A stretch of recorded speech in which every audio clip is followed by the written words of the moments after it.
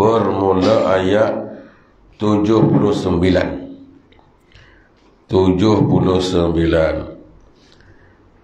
Ayat 79 dan 50 dalam tafsir Dr. Muhammad Zuhaili, tafsir Al-Munir, buat tajuk iftira'u ahli kitab 'ala al-anbiya,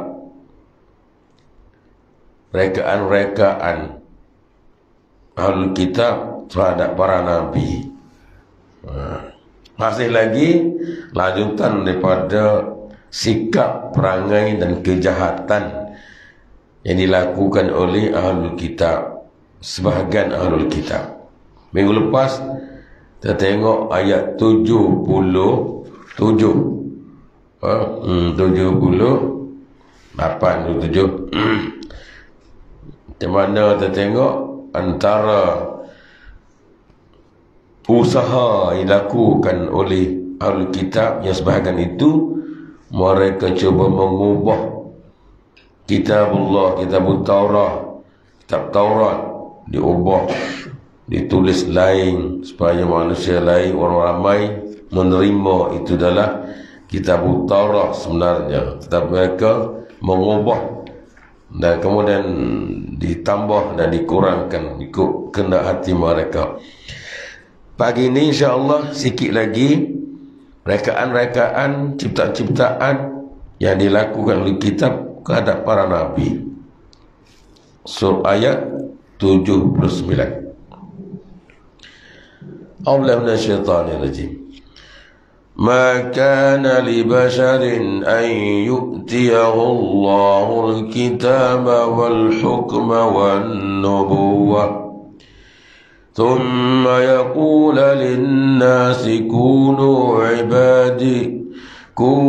عبادا لي من دون الله ولكن كونوا ربانيين بما كنتم تعلمون الكتاب وبما كنتم تدرسون. Ayat 80. ولا يأمركم أن تتخذوا الملائكة والنبيين أربابا أيأمركم بالكفر بعد إذ أنتم مسلمون. ما كان لبشر tidak Kana adalah libasharin bagi manusia, ayyutiyahullah bahawa diberikan kepadanya oleh Allah Ta'ala al-kitabah, kitab, wal hukma, hukum-hukum, hikmah-hikmah, wan nubuwah, dan kenabian. Summa yaqula, kemudian dia berkata, linnasi, kepada manusia, kunu ibadalli, jadilah kamu hamba-hamba kepadaku, min dunillah, selain pada Allah.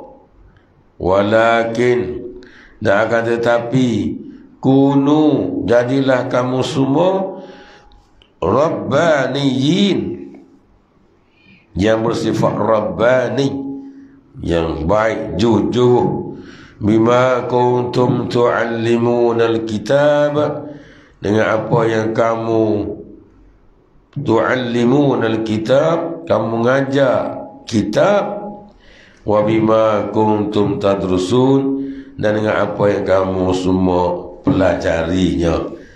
Hadirin sekalian, ni nampak dah kan macam mana ahlul kitab mereka sambungan daripada minggu lepas. Bila mereka cuba ubah kitab Taurat tu, kalau dia kata bahawa inilah kitab sebenarnya, inilah kalam Allah Ta'ala, itu pembohongan mereka. Jadi lanjutan pada itu di sini pula Allah kata maka li basharin, tidak patut bagi manusia, basari manusia. Tapi manusia sini ni adalah merujuk kepada Ahlul Kitab yang cuba mengubah-ubah tadilah. Tidak patut bagi manusia, tapi lafaz manusia tu luah lah. Tapi mana rujuk hasa adalah kepada Ahlul Kitab. Tapi basari itu manusia tu ramah, termasuk kita pada hari ini. Tidak patut manusia macam mana? Ayyutiyahul kitaba wal hukma wal nubuwah. Tidak patut manusia yang Allah bagi 3 benda ni. Bagi apa? Al-kitab, bagi kitab. Kalau kitab Taurat ke, Injil ke. Tapi dalam konteks ini kitab Taurat lah, Al-kitab ni tu. Tapi lafaz umum termasuk kita hari ni kitab Al-Quran.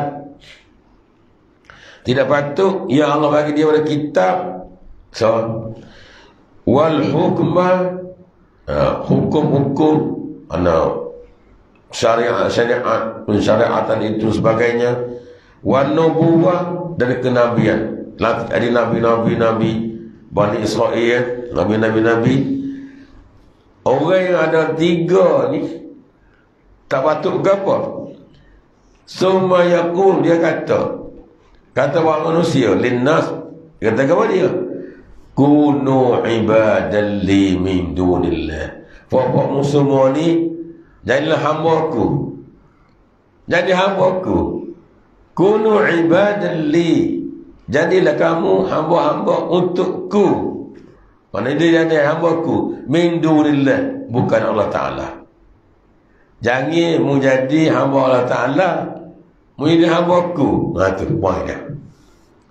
Mula ni. Dan ayat ni hadis sekalian. Dr. Fazwahili petik sebab turun ayat ni ada 2. Pertama daripada Ibnu Ishaq, Baihaqi, daripada Ibnu Abbas. Kata Ibnu Abbas, Abu Rafi' Al-Qurazi pernah kata, dia kata orang-orang Yahudi, para pendeta Yahudi dan Nasara daripada ahli Najran, mereka jumpa Rasulullah SAW. Jumpa Rasulullah, da'ahum ila Islam. Nabi SAW ajak dakwah mereka masuk Islam.